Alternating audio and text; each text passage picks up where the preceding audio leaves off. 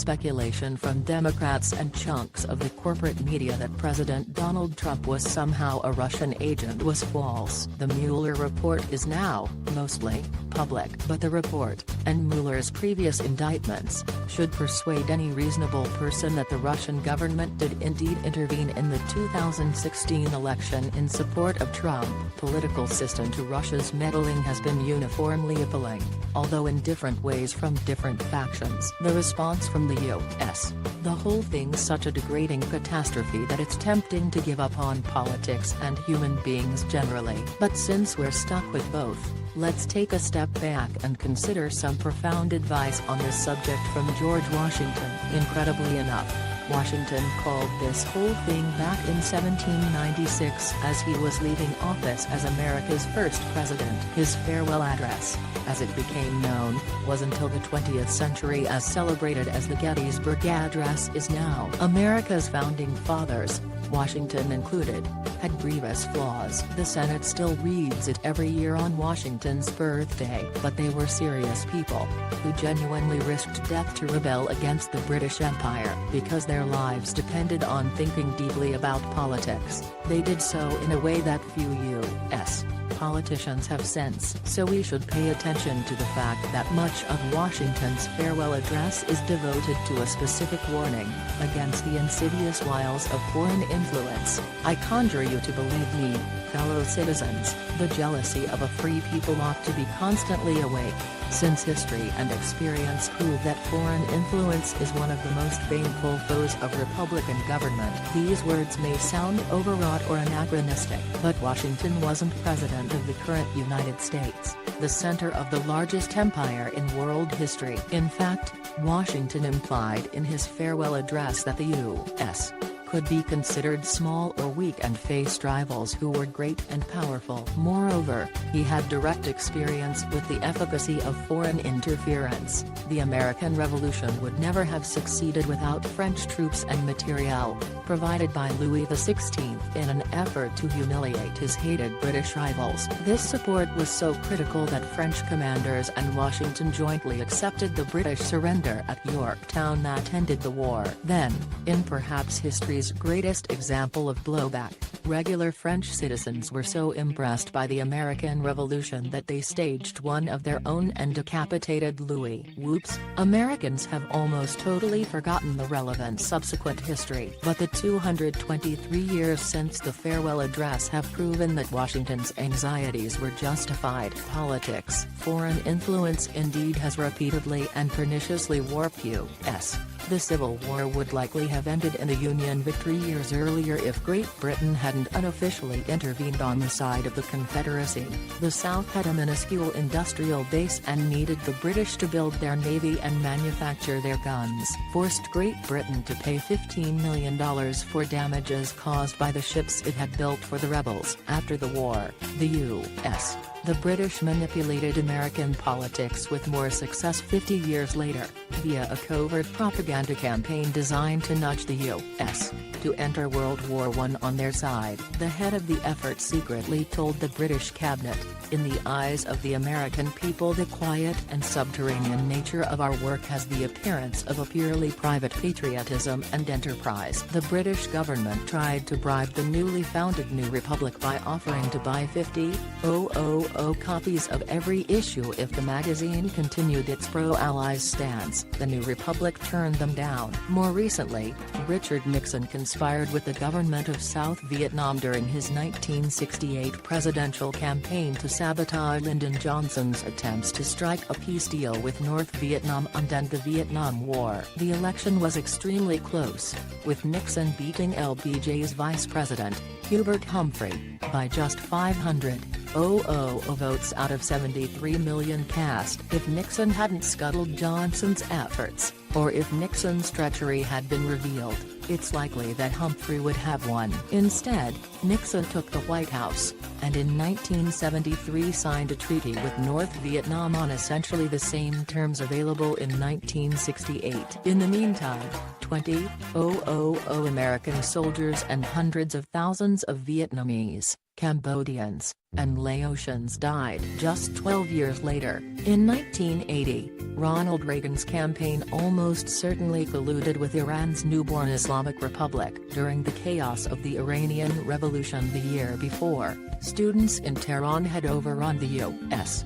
embassy there and seized 52 Americans as hostages. Reagan's top staff were deeply worried that President Jimmy Carter would strike a politically popular deal just before the election to get the hostages out. The evidence is quite strong that Reagan campaign therefore made some kind of agreement with Iran to keep the hostages until the moment Reagan was inaugurated. As the January 1981 headline in The Onion book Our Dumb Century put it, hostages released, Reagan urges American people not to put two and two together. That brings us to today and the total collapse of America's elites. Because foreign interference is a genuine, serious issue, Democratic leaders and the corporate press owed it to Americans to treat it that way. They could have focused on what could be proven and kept what was provable in perspective. Yes, Russia attempted to influence the 2016 election in various ways. No, this was not an act of war, and in fact it appears to have been one of the milder examples of foreign meddling in history.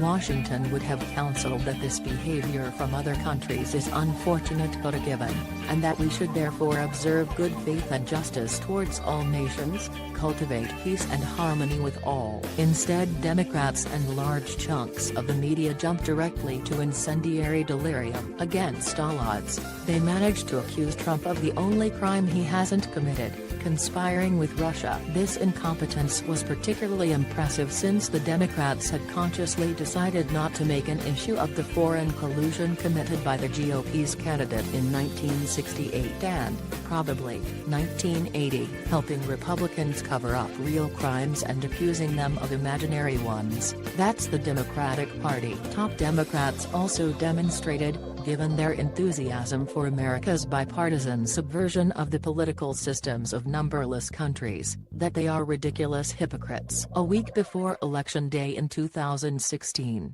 it was revealed that Hillary Clinton said privately in 2006 that we should have made sure that we did something to determine who was going to win that year's Palestinian elections. Bush not to have rigged it sufficiently. To her, it was an act of great incompetence by George W., and that wasn't the end of the core dishonesty of many Democrats. As Washington explained, concern about foreign influence must be impartial, else it becomes the instrument of the very influence to be avoided, instead of a defense against it. Excessive partiality for one foreign nation and excessive dislike of another cause those whom they actuate to see danger only on one side, and serve to veil and even second the arts of influence on the other. The Democratic Party's leadership does not oppose and in fact welcomes the powerful influence of Israel and the Persian Gulf petro-states on U.S.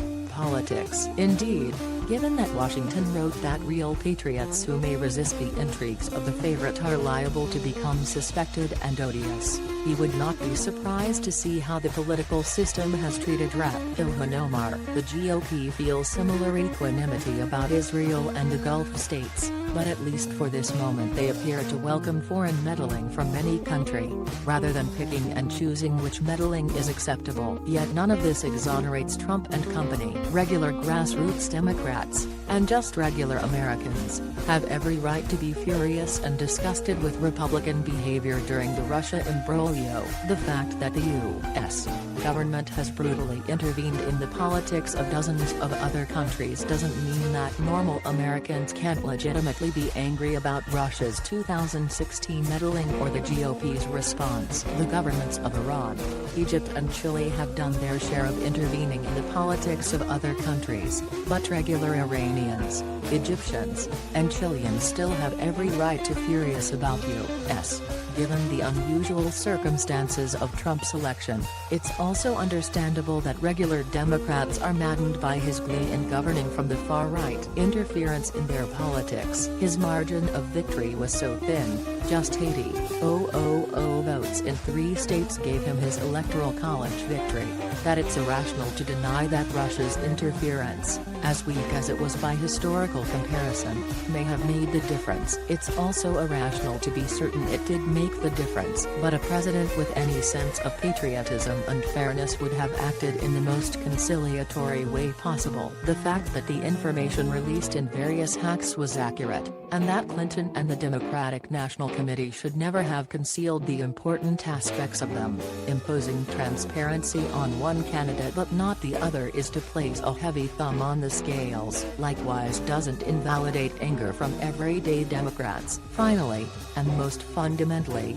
the citizens of all countries have the right to expect their leaders to oppose attempts by foreign nations to influence their politics, even if an attempt benefits them. Instead, the intense factionalism of Trump and the GOP generally has made them incapable of even pretending to care. In a healthy democracy, Trump wouldn't, even in jest, have asked Russia to steal Clinton's emails. When Donald Trump Jr. was told that the Russian government wanted to give him damaging information about Clinton as part of its support for his father's campaign, he would have called the FBI. Mitch McConnell wouldn't have refused Barack Obama's September 2016 request to participate in a show of solidarity and bipartisan unity against foreign meddling. Senator. Most of all, Republicans would be deeply concerned by the new information in the Mueller report about Russia's attempts to manipulate the nuts and bolts of the U.S. voting system. Their failure is exactly what Washington feared. The spirit of party, he said, opens the door to foreign influence and corruption, which finds a facilitated access to the government itself through the channels of party passions. Washington also predicted the Democratic response to the blatant sectarianism of the GOP. The continual mischiefs of factionalism by one side, Washington wrote, inevitably create disastrous responses from the opposing faction. Their ensuing mirror image loyalty to party over country agitates the community with ill-founded jealousies and false alarms, kindles the animosity of one part against another. All this barely scratches the surface of the wisdom in Washington's farewell address, and its applicability to our current predicament. Anyone who reads it in its entirety will be startled and alarmed by his prescience. What's most distressing is that Washington predicted that his effort would all be for nothing. In offering to you, my countrymen, these counsels of an old and affectionate friend, I dare not hope they will make the strong and lasting impression I could wish, that they will control the usual current of the passions, or prevent our nation from running the course which has hitherto marked the destiny of nations.